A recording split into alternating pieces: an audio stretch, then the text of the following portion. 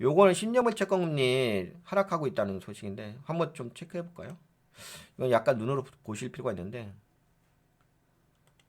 여기 10년물이 있고 2년물이 있잖아. 그치? 지금 A, B, C로 빠지고 있지. 야, 근데 2년물은 이렇게 많이 빠지냐? 2년물은 그냥 내려 꽂는다.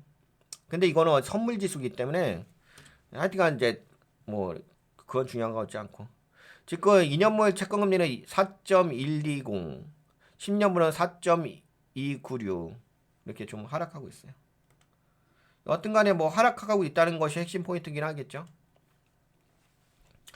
네, 미국의 10년물 채권금리가 경기 둔화 신호에 의해서 12월 이후로 최저치를 기록하고 있다. 네, 10년물 미국의 국채금리가 4.294로 하락했다. 이는 지난해 12월 이후로 최저치를 기록하고 있다는 거. 2년물도 4.094. 채권금리는 채권 가격과 반대로 움직이므로 국채 가격은 상승했다. 뭐 국채 가격을 보는 지표로는 네, TMF를 좀 살펴보시면 되겠죠. 가장 좀 변동성이 크니까 채권 가격에서도.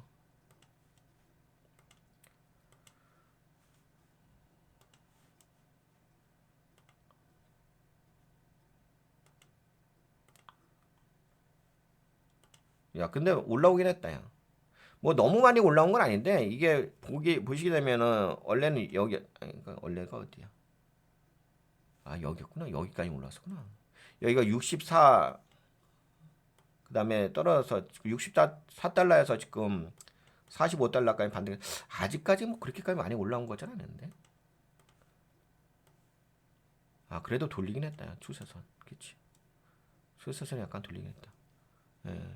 그러면 이제 올라오다가 지금 여기 단기 저항대니까 맞고서 다시 한번 빠질 수가 있긴 하겠다. 네, 여하튼 간에 채권 가격이 올라간다는 얘기는 안전자산, 채권을 선호한다는 얘기겠죠? 채권은 아무래도 뭐 다 경제죠. 경제 가장 핵심적인 요소. 근데 채권 금리잖아. 예, 금리는 여러분들도 아시다시피 경제 지표에서 거의 60%, 70%의 비중을 차지하는 중요성이 있습니다. 소비자 신뢰 지수 아까 우리 함께 살펴봤죠. 컨퍼런스 보드의 2월 소비자 신뢰 지수는 98.3으로 예상치 103.0보다 낮은 수치를 발표됐고 전월 대비 급락했다. 전월은 105.3보다 급락한 모양새죠. 이는 소비자들이 경제 전망을 부정적으로 보고 있음을 반영하고 있다.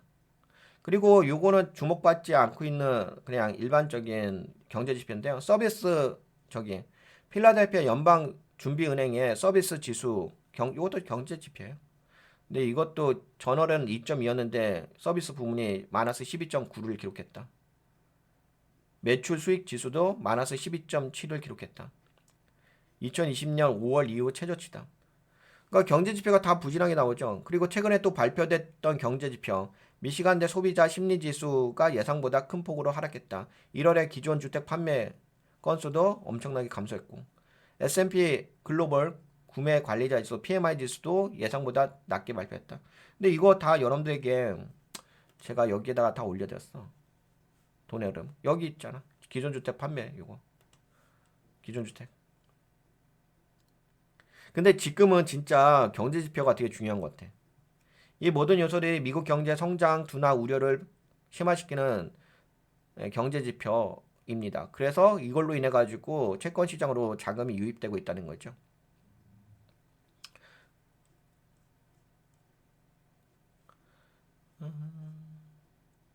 10년물 하여튼간 뭐 이렇게 좀 하락했다는 거. 아, 그리고 여러분들과 이걸 좀 채권 금리에 대해서 좀 보는 이유는 전문가들의 의견은 미국 경제가 경착륙이 될 가능성이 크다. 크래시 랜딩. 연착륙을 이야기했잖아요. 그래서 이게 그게 있어요. 우리가 전망을 이야기할 때 예전에는 미국 경제가 그나마 긍정적일 때는 연착륙을 이야기했잖아. 근데 지금은 경착륙을 이야기하는 네, 수준까지 나오고 있습니다. 왜냐면 그래서 경제 지표는 계속적으로 모니터링 해야 돼요. 과거는 과거일 뿐. 그래서 엄청나게 시간을 많이 투자하셔야 됩니다. 계속 모니터링 해야지 그 감각을 익힐 수가 있어요. 만약에 내가 어느 시점에 경제 지표를 딱 봤잖아요. 그러면 그 경제 지표가 지속적으로 이어지지 않습니다. 흐름이란 영역이 있기 때문에 그게 중요한 거지. 그래서 많은 시간이 필요해요. 노력을 많이 해야 돼요. 계속 모니터링 해야 돼요. 되게 귀찮긴 하지. 귀찮은데 귀찮다고 생각하시면 안 돼. 여하튼간에 전문가들의 미국의 경제는 이제 경착륙이 될 가능성이 있다. 미국 경제는 워싱턴 정책, 트럼프 정책이죠. 로 인해 빠르게 소비자 신뢰를 잃어가고 있다. 경제 경착륙이 예상된다. 채권 시장이 이를 반영하고 있다. 그러니까 저도 좀 그렇게 생각하긴 합니다. 지금 당장은 아닌데 아마 하반기 때는 좀 경착륙이 되지 않을까? 트럼프 대통령이 캐나다 및 멕시코산 제품에 대한 관세 부과를 강행할 예정이다.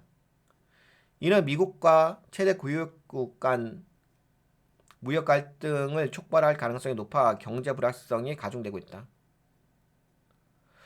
그리고 금요일 날 PC 지수 발표 예정인데 PC 지수는 연준이 가장 중시하는 물가 지표죠. 만약 PC가 예상보다 낮게 나오면은 연준의 금리 인하를 단행할 가능성이 증가하겠다. 근데 장장은 아니에요. 예. 상반기는 아마 아닐 거예요. 하반기. 2024년 9월에서 12월 동안 연준은 기준금리를 1%포인트, 100bp 인하를 했죠. 현재는 4.25%에서 4.50% 범위를 유지하고 있습니다. 제롬 파월 의장은 연준은 금리 인하를 서두르지 않을 것이라며 신중한 태도를 보이고 있죠. 현재까지는.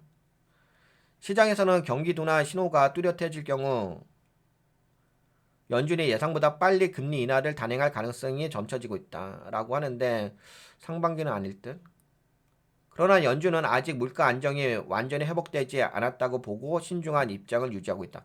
아무래도 이제 관세 이슈가 되면 부각되면은 물가는 상승하겠죠. 인플레이션은. 그래서 좀 되게 아이러니한 상황입니다. 경제는 안 좋은데 물가는 상승하고 이건 되게 최악의 상황이죠. 뭐 3월 18일에서 19일 날 FOMC 통화정책 회의가 있는데 뭐 동결일 거예요. 채권 시장 전망 및 투자 전략. 경기 둔화 우려가 지속되면 채권 가격 상승, 금리는 하락하죠. 연준의 금리 동결 기조가 근데 앞으로는 채권 금리는 올라가긴 할 거예요. 단지 올라가는 속도가 이제 천천히 올라가긴 할 건데 결국은 올라가긴 해요. 왜? 어차피 하반기에는 기준금리를 인하할 거 아니야. 그럼 가겠지. 올라갈 가능성이 높지. 물론 또 여러 가지 경제 지표도 있으니까 단정할 수는 없는데 올라갈 가능성이 높지. 지금보다는. 연준의 금리 동결 기조가 강화될 경우 단기 채권보다는 장기 채권 매력이 커질 가능성이 있다. 이것도 한번 그냥 참고해 보세요. 향후 연준의 금리 인하 신호를 줄 경우 채권 수익률이 추가 하락할 수 있어 장기 국채 투자 전략을 고려해 볼 필요가 있다는 거지. 많이 투자한다면. 경기가 안 좋아지게 되면 금리 인하를 하니까 채권 금리 떨어지고 있잖아. 물론 뭐 지금은 그 채권 금리이기 때문에 다시금 또 올라갈 수도 있어요. 지지한다면. 변동성이 있기 때문에. 투자자는 경기 둔화 징후와 연준의 정책 방향을 면밀히 모니터링할 필요가 있다. 지금은 채권금리 쪽이죠. 그래서 제가 말씀드리는 게 기준금리는 당분간에 인하할 가능성은 없거든요. 인플레이션이 다시 올라오면 더 인하 못하겠지. 아무리 지금 경제가 안 좋아. 근데 지금은 이게 미래 가치이기 때문에 실물 경제는 안 좋아지지는 않습니다. 아직까지. 근데 실물 경제가 진짜 안 좋아지는 타이밍이 올 거예요. 지금 여러분들하고 이야기하는 거 이거 경제 지표예요. 잘 구분하셔서 지금 시장을 좀 바라보실 필요는 있어요. 좀 어렵죠, 이게. 구분해. 그래도 좀 계속 보다 보면 알아요. 그래서 이게 계속 보셔야 돼. 모니터링 하셔야 돼. 네, 여기까지 채권금리 10년물 미국의 국채금리 경기 둔화 시그널로 인해서 12월 이후 최저치를 기록했다는 소식을 함께 살펴봤습니다.